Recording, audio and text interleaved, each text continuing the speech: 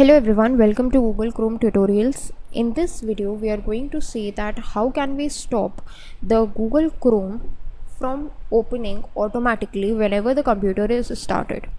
So there are two ways of performing this operation. First is we disable it from the Chrome browser, and the second is we disable it from the computer settings.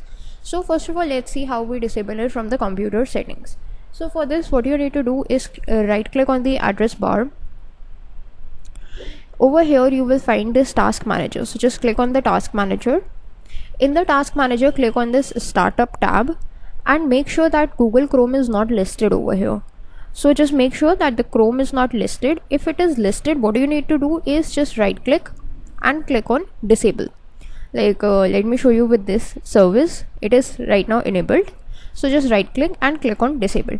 If Google Chrome is enabled, just disable it, then close this task manager.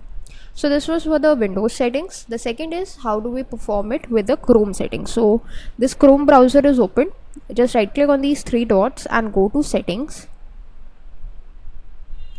In the left panel, go to advanced, and here you will find this option of system. So just click on it.